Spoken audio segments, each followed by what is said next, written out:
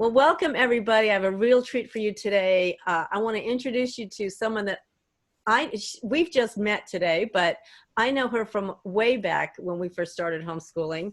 And this is Zeise of A to Z Homeschool. Oh, although prior, she has since sold it. But she was one of the first homeschooling websites that I knew of, at least when I first started homeschooling about 25 years ago. And has been just, I guess, well, in my life, she was, a huge inspiration, a wealth of knowledge. I can't tell you how many times I referred to her site and to information on her site for direction and where do I go? What do I do next kind of thing. She didn't know this. She's probably just hearing this for the first time. But anyway, what we'd like to talk about, I'd like to spend a few minutes with her as she shares what homeschooling was like, to give you some perspective on homeschooling, what homeschooling was like, I don't know, and as far back as you want to go, 25 years ago-ish. Yeah. we don't have all afternoon though, so, anyway, but I just thought that she could give us some stories about what it was like back in the day, especially for some of you who are just starting homeschooling now or just getting a start, to give you some perspective on where things have come from. So anyway, Anne, thank you for spending some time with me today. I really appreciate that. And I thought we could just ask if I could just ask you to give us a little bit of background for people who don't know you, like how long were you homeschooling? How many kids did you have? And then kind of segue into what it was like for those early days for you for homeschooling. Where'd you find your materials? What methods did you use? Did you use curriculum? All that stuff. Okay. I joke about having 3 kids. They're currently 35, 49, I think, and 67. Wow. Yeah, my husband counts as one. We started when my husband's boss decided to move his company to Tahoe because he liked to water ski and ski. Oh. Nobody else did. And some families were going to sell their houses down here, and I thought it would be wise to stay down here and see how the startup went. Mm-hmm. You can be really stuck in Tahoe. There's a lot of other high-tech jobs to go to if that one didn't pan out. And it turned out to be very wise that I did that. But we had this commuting marriage for a couple of years where, and it was going to be, and our son wasn't happy about his school. He was coming home with torn clothes. He'd get in fights and what have you. Oh gosh. And he was pretty miserable. So I, at one point I said, I heard about this thing called homeschooling. Would you like to try it? And we're talking 93.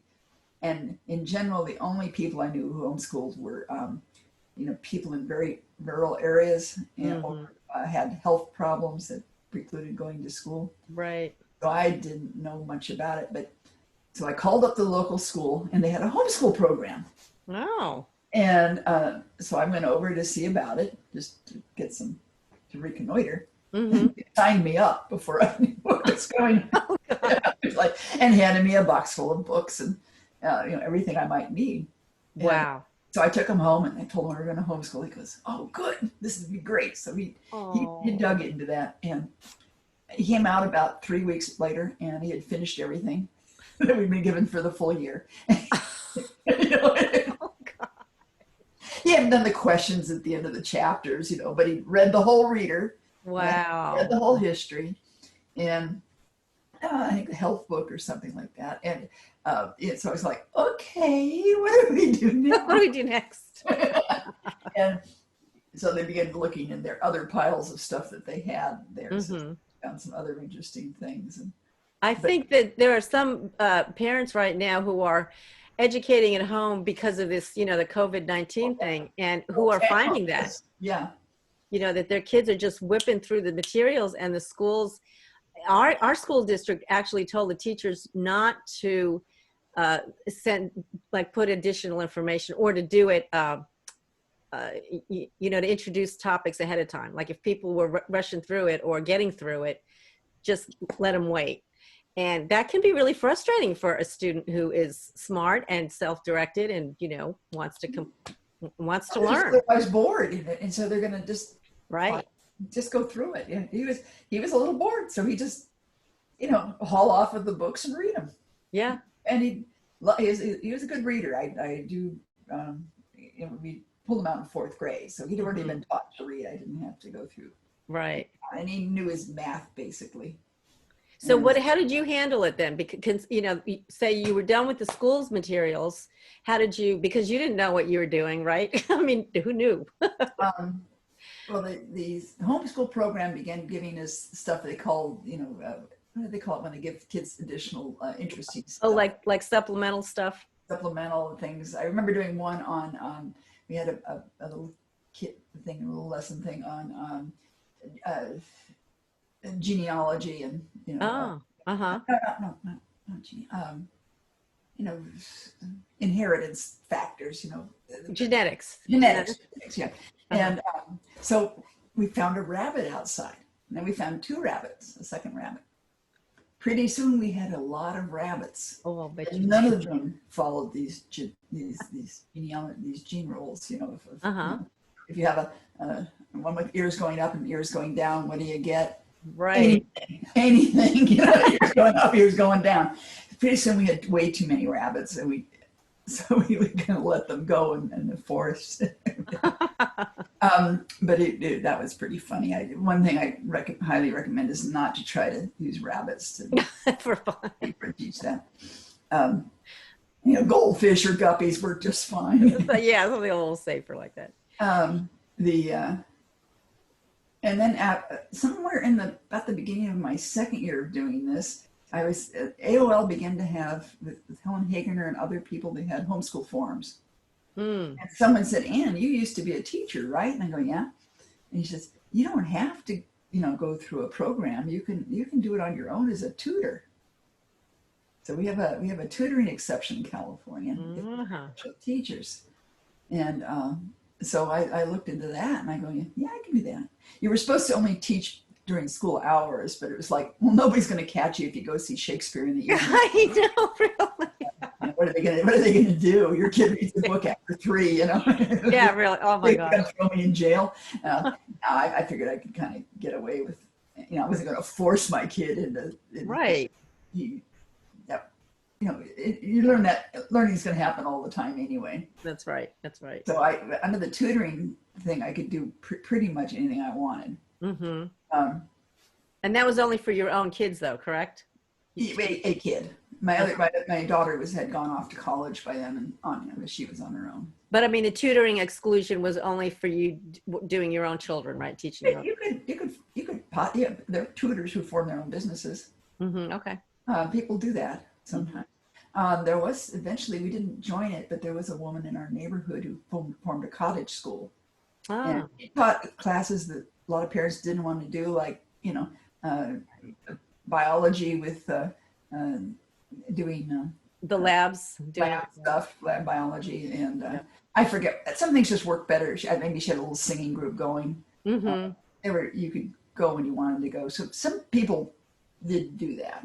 Right. I get that sounds similar to what like co-ops these days are, because I know that there's a lot more legal, at least here back east, there's a lot more legal restrictions on, you can't run a school from your own house, but you could do a homeschool co-op, kind of thing. So, we never did anything too formal, but what would happen is we live next to a park, this one behind me in the pictures. And a lot of our kids, a lot of my son's friends were latchkey kids. So they would all come over on their way after school, because you can't see the path here, but right behind these bushes, there's a path. So the kids were coming in from school and walking down this path. And they already knew Scott, so they'd stop by. And so I often would hold a little study hall right after school for maybe an hour. And then they could play and do whatever they wanted to do. And right. Bad weather, they played Nintendo, and good weather, they go out to the park. And, or we have a swimming pool that helps. I think. Yeah. Yeah. That definitely. This is suburbia. We're talking suburban Silicon Valley. So it's not really out when it's not country life where there's no other people around. Right. A lot of kids around. What a great way to help your friends and your son's friends and things like that too, by, just opening up your time in your home, Yeah. to them. They were awful hungry though, so I did have a rule that I wasn't going to accept payment because that could get too complicated. But Complicated. they had to bring some snack food. It could be a soda, a liter soda bottle, or crackers or cookies, or whatever they want. And gave them a cupboard. Mm-hmm. And I also kept stuff around so they could make pizza. I had a bread maker, they can make pizza dough. And I said, Lovely. I keep some pepperoni and some sauce and some mozzarella cheese. And So they were always really learning, no matter what they were doing there. yeah, they didn't know whether they had a good time. Yeah, so that's awesome. We had a good time. In fact, one of the boys, wouldn't you please homeschool me? I said, Oh, I was going like, actually taking the responsibility for somebody's education wasn't. yeah. Their liability is too high. Yeah, no, I agree. So But now he was the funny one though, who came up later. They wanted to have an overnight on a Wednesday night. uh-huh. I was kind of going like, "Don't you have school tomorrow?" and he goes, "Oh no, Mrs. Z, it's parent-teacher conferences." And then he frowned and he said, "I guess you're going to have to talk to yourself." So that became the joke, slightly modified as, what do you call it when a homeschool mom talks to herself? A parent-teacher conference. Right. So that's how that joke started. So how many years, how many years did you homeschool? And then how many years did you actually run A to Z Homeschool, the website? Okay. I was doing that about the time he started because he was 8 in 93.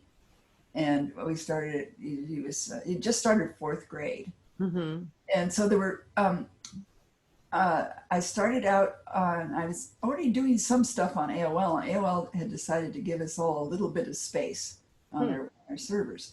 So I started out with just kind of organizing my bookmarks in a website. Yeah. So you'll see that if you go on A to Z in the early days, you can see some sections were highly filled out with things for kids to do. Mm-hmm. And other sections were not. Well, those were the sections my son liked the most. Right. Like chemistry experiments, because things fizzled and blew up. And well, that makes sense.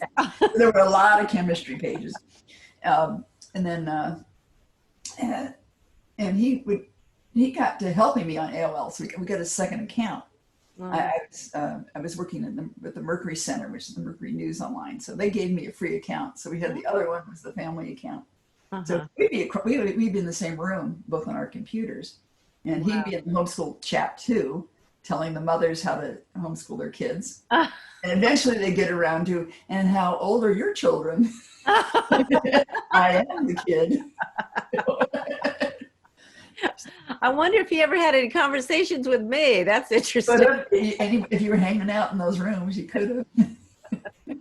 I don't remember what he called himself, but it was. That's kind of interesting. So really, your website kind of started out as almost like your journal or your history of homeschooling, right? Yeah, it was our personal research, our bookmarks for use, things we did.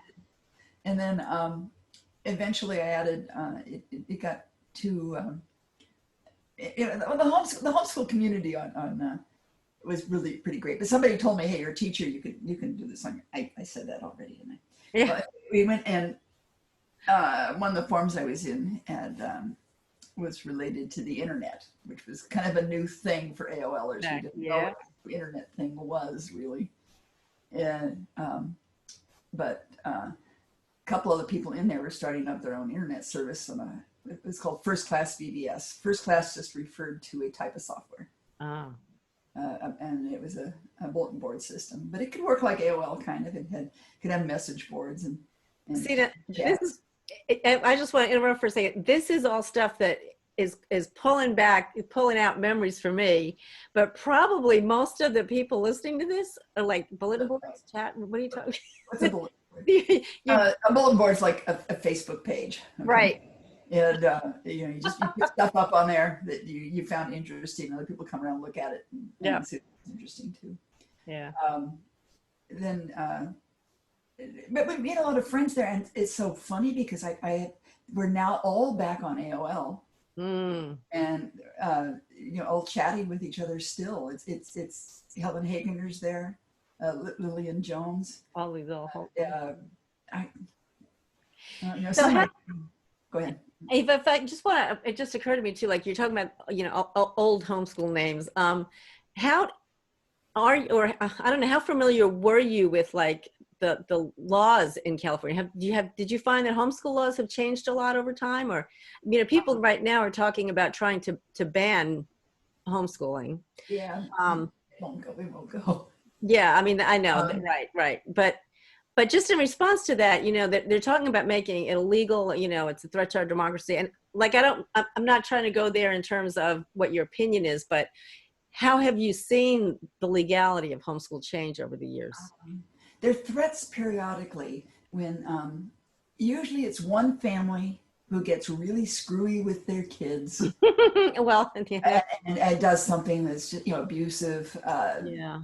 illegal, what have you. There was this case in California about 2008 called In Re Rachel, and you can still go find it. Mm-hmm. The parents were allowing some known child molester friend of theirs to come over. I'm not sure what happened to the kids, but Yeah. some judge got taken to court. Some judge got really upset and said, okay, all parents who homeschool have to have teaching credentials now. And so we were all going like, I don't think so. Right. So I know a little bit more about, I've been on these online for a long time. So I formed what were then called Yahoo groups. Mm-hmm. Right. It's a bit like a forum or a chat room on right. Facebook. And we invited people in who were in the legal group, who were in the big organizations, what have you, so we could all talk and strategize in there how we were going to do this. Because we had to keep everybody on the same page. Right. And Deborah Schwartzer and I went up to the assembly, the head of the assembly's education committee. And we walked in a little late in the afternoon, like 4. And he goes, how much money do you want? Oh. What we're asking for is no money at all. In fact, we don't want you to be right in homeschooling at all. We don't want any payments. And he says, but this thing is really bad, and we just need the assembly or at the state level here to get involved in making, because I had come up with numbers. I had all the numbers of the number of homeschoolers in California and how much it was going to cost to make 166,000 kids back at school within the next couple of weeks. Oh gosh. We have to build so many schools, hire so many teachers. What we're asking you is not spend that money. And he goes, that would be a good idea not to spend that money. That would be a lot of money. Yeah. So we talked to him, and I forget some other legislators got involved, and that judge's conviction was overturned. Oh, that's wonderful. By doing that, they made California laws even better for homeschoolers, because we had this decision. So sometimes a good thing can come out of something that looks catastrophic, huh? Yeah. Yeah. So that's encouraging, given the state. Give it a good fight. These Harvard people, I don't think they have any power at Harvard, but I don't know who the people. I looked at it; it was totally one-sided. This convention they're having, it's like they're not inviting anybody. Yeah. Right. It's not a summit at all. It's a yeah. Well, anyway. So hopefully with the pandemic, they won't even hold it. I know. Well, I'm going to wrap this up. I want to thank you again for sharing, kind of giving us a little peek into what it used to be like, and ending with that encouragement that, about the story about your potential catastrophe for homeschooling, and how just, my tip is to organize, get as many people, Christians, secular, don't draw lines, just get everybody in on it. Who's in a leadership position, all support group leaders, organizers, what have you. And you have to keep it quiet and under the wraps until the lawyers decide to put something out. The homeschool lawyers. And we had an excellent, we had representation from some top Silicon Valley law firms who typically, because Deborah had a connection with Page Mill Road, VC firms. So it was like really, really good lawyers. and you know, you have to kind of tell the radicals to kind of temper their right things and get the normal, you know, I call it the people who not you can kind of pull the off real, normalcy, you know, to be the ones that go talk to the legislators and what have yeah. you. Yeah. Well, good. Well, thank you for that. Well, it was great to meet you. It was great spending time with you. I appreciate you sharing your memories with us and encouragement. And I hope those of you who are watching this have been as encouraged as I am by just seeing how the progression of homeschooling over the years and just being encouraged and inspired of where we're going and where we're headed. So thanks for joining us on my conversation with Ann Zeise. Okay. Thanks, Ann. Okay, see you around.